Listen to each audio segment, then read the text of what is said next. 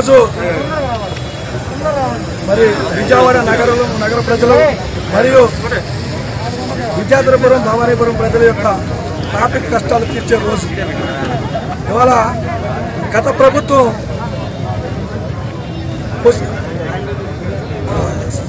December 6వ తారీఖున హడావుడిగా శంకుస్థాపన చేసి ఆనాటి ముఖ్యమంత్రి ఈనాటి ప్రతిపక్ష నాయకుడు అసమర్థమైనటువంటి చంద్రబాబు నాయుడు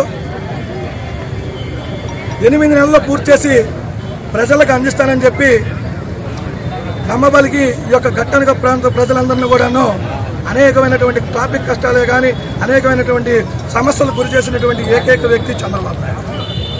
మరి ఇంత అసమర్థమైనటువంటి వ్యక్తి చంద్రబాబు నాయుడు అని ఈ రాష్ట్ర ప్రజలందరూ కూడాను ఈ యొక్క విజయవాడ నగర ప్రజలు ఆయన ఉంటున్నటువంటి పక్కన దేవాలయం నిర్మించలేని అసమర్థుడు అని చెప్పి గత 2019 ఎలక్షన్లో జగన్మోహన్ రెడ్డి గారికి 151 సీట్లు కట్టబెట్టినటువంటి చరిత్ర దేవాదాయ ధర్మాదాయ శాఖ మంత్రి వారు వెల్లంపల్లి శ్రీనివాస్ గారు ఎప్పటికప్పుడు ఎల్ఎన్టీ వాళ్ళకి ఈ యొక్క సోమా కంపెనీ వాళ్ళు పిలిపించి పర్యవేక్షణ చేస్తూ ముఖ్యమంత్రి గారి దగ్గరికి ఎప్పటికప్పుడు తెలియజేస్తూ కొంతకాలంలోనే ఒక 4-6 నెలల్లో ఈ యొక్క పనులు పూర్తి చేసి ఇవాళ ప్రజలకు అందజేయడం జరుగుతుంది.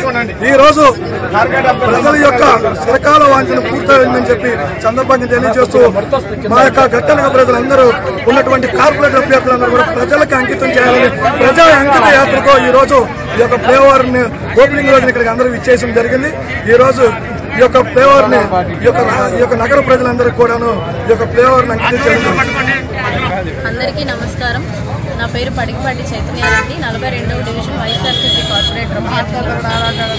ఈరోజు విజయవాడ ప్రజలు ఎన్నో ఏళ్లుగా కలగంటున్న కళ ఈరోజు మా జగన్మోహన్ రెడ్డి గారు అలాగే మా మంత్రి వెల్లంపల్లి శ్రీనివాసరావు గారు మా కళలన్నింటినీ కూడా ఇవాళ నిజం చేసి ఫ్లైఓవర్ని మా అందరికీ కూడా అందించడం జరిగింది.